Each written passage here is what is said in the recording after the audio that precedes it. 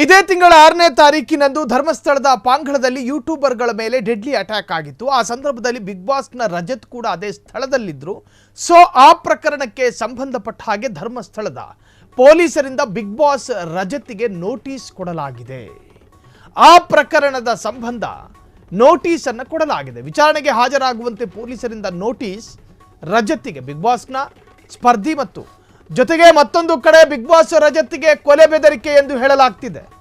ಧರ್ಮಸ್ಥಳದಲ್ಲಿ ಯೂಟ್ಯೂಬರ್ಗಳ ಮೇಲಿನ ದಾಳಿ ಪ್ರಕರಣ, ಆ ಪ್ರಕರಣಕ್ಕೆ ಸಂಬಂಧಪಟ್ಟ ಹಾಗೆ ಧರ್ಮಸ್ಥಳ ಪೊಲೀಸರಿಂದ ರಜತ್ಗೆ ನೋಟಿಸ್ ಒಂದು ಕಡೆಯಾದರೆ, ಮತ್ತೊಂದು ಕಡೆ ರಜತ್ಗೆ ಆನ್ಲೈನ್ನಲ್ಲಿ ಸಾಮಾಜಿಕ ಜಾಲತಾಣದಲ್ಲಿ ಕೊಲೆ ಬೆದರಿಕೆಯನ್ನ ಒಡ್ತಾ ಇದ್ದಾರೆ ಅನ್ನೋದು. ಧರ್ಮಸ್ಥಳದ ಪೊಲೀಸರಿಂದ ಬಿಗ್ ಬಾಸ್ ರಜತ್ಗೆ ನೋಟಿಸ್. ನೋಡಿ, ಇದು ಹೆಣಹೂತ ಪ್ರಕರಣಕ್ಕೆ ಸಂಬಂಧಪಟ್ಟ ಹಾಗಲ್ಲ. ಈ ನೋಟಿಸ್ ನಾವು ಆ ಸ್ಕ್ರೀನ್ ಮೇಲೆ ತೋರಿಸ್ತಾ ಇದ್ದೀವಿ ನೋಡಿ, ಅದು ರಜತ್ಗೆ ಈ ಸಾಮಾಜಿಕ ಜಾಲತಾಣದಲ್ಲಿ ಜೀವ ಬೆದರಿಕೆ ಹಾಕಿರುವಂತಹದ್ದು. ರಜತ್ ಯಾವ ಪೊಲೀಸ್ ಠಾಣೆಯ ವ್ಯಾಪ್ತಿಯಲ್ಲಿ ಬರ್ತಾನೆ, ಆತನ ಮನೆ ಯಾವುದು, ಆತನ ಮನೆಗೆ ಹೋಗೋ ಅಡ್ಡರಸ್ತೆ ಯಾವುದು, ಆತನ ಮನೆಯಲ್ಲಿದೆ, ಆತ ಯಾವಾಗ ಒಬ್ಬಂಟಿಯಾಗಿರ್ತಾನೆ, ಆ ಅರ್ಥದಲ್ಲೆಲ್ಲ ಒಂದು ಟೆಕ್ಸ್ಟ್ ಮೆಸೇಜನ್ನು ಒಂದು ಪೋಸ್ಟರ್ಗೆ ಅಂಟಿಸಿ ಆತನಿಗೆ ಬೆದರಿಕೆ ಹಾಕ್ತಾ ಇದ್ದಾರೆ ಎನ್ನುವಂತಹ ವದಂತಿ ಹಬ್ಬಿದೆ.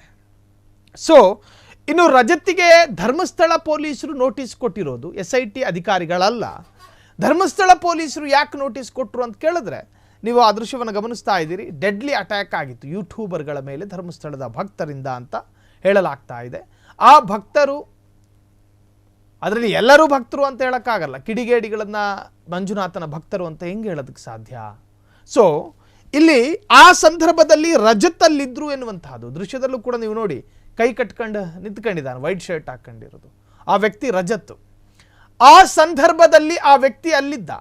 ಈ ಪ್ರಕರಣ FIR ಆಗಿದೆ. ಈಗ ಸ್ಥಳ ಮಹಜರು ಮತ್ತೊಂದು ಮಗದೊಂದು ಎಲ್ಲವೂ ಕೂಡ ಆಗಿದೆ. ಆದರೆ ಆ ಕಾನೂನು ಪ್ರಕ್ರಿಯೆಯ ಭಾಗವಾಗಿ ರಜತ್ ಕೂಡ ದೂರು ಕೊಟ್ಟಿದ್ದ. ಅದರ ಹಿನ್ನೆಲೆಯಲ್ಲಿ ರಜತ್ನನ್ನ ಎನ್ಕ್ವೈರಿಗೆ ಅಂತ ಕರೀತಾರೆ ಪೊಲೀಸರು, ಹೋಗಬೇಕು. ರಜತ್ನನ್ನ ವಿಚಾರಣೆಗಾಗಿ ಪೊಲೀಸರು ನೋಟಿಸನ್ನು ಕೊಟ್ಟು ಕರೀತಿದ್ದಾರೆ. ಆತನ ಸ್ಟೇಟ್ಮೆಂಟನ್ನು ಕೂಡ ಪೊಲೀಸರು ಪಡೆದುಕೊಳ್ಳಬೇಕು. ಅದು ಕಾನೂನಿನ ಲೀಗಲ್ ಪ್ರಾಸೆಸ್ಸಿಗೆ ಒಳಪಡುತ್ತೆ. ಸೊ ಆ ಹಿನ್ನೆಲೆಯಲ್ಲಿ ಈಗಾಗಲೇ ರಜತ್ಗೆ ಪೊಲೀಸರು ನೋಟಿಸನ್ನು ಕೊಟ್ಟಿದ್ದಾರೆ. ಇದು SIT ಅಧಿಕಾರಿಗಳಿಂದ ಹೋಗಿರ್ತಕ್ಕಂತಹ ನೋಟಿಸ್ ಅಲ್ಲ, ಬದಲಾಗಿ ಯೂಟ್ಯೂಬರ್ಗಳ ಮೇಲೆ ದಾಳಿಯಾದಾಗ ಧರ್ಮಸ್ಥಳ ಪೊಲೀಸ್ ಠಾಣಾ ವ್ಯಾಪ್ತಿಯಲ್ಲಿ ಪ್ರಕರಣ ದಾಖಲಾಗಿತ್ತು. ಆ ಯೂಟ್ಯೂಬರ್ಗಳ ಮೇಲಿನ ದಾಳಿಯ ವಿಚಾರವಾಗಿ ಧರ್ಮಸ್ಥಳದ ಪೊಲೀಸರು ರಜತ್ಗೆ ನೋಟಿಸನ್ನು ಕಳುಹಿಸಿಕೊಟ್ಟಿದ್ದಾರೆ. ಇದರ ಜೊತೆಗೆ ಮತ್ತೊಂದು ಮಾಹಿತಿ ಏನು ಅಂತ ಕೇಳಿದ್ರೆ,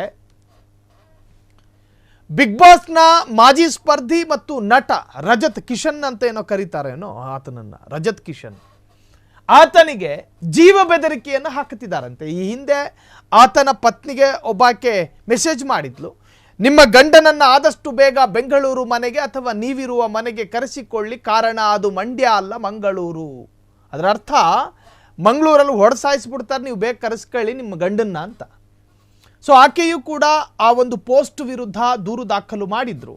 ಸೊ ಈ ಸಂದರ್ಭದಲ್ಲಿ ಆತನಿಗೆ ಸಾಮಾಜಿಕ ಜಾಲತಾಣದಲ್ಲಿ ಒಂದು ಪೋಸ್ಟರ್ನಲ್ಲಿ ಟೆಕ್ಸ್ಟ್ ಹಾಕುವುದರ ಮುಖಾಂತರವಾಗಿ ಥ್ರೆಟ್ ಮಾಡಿದ್ದಾರೆ ಅನ್ನೋ ದೂರು.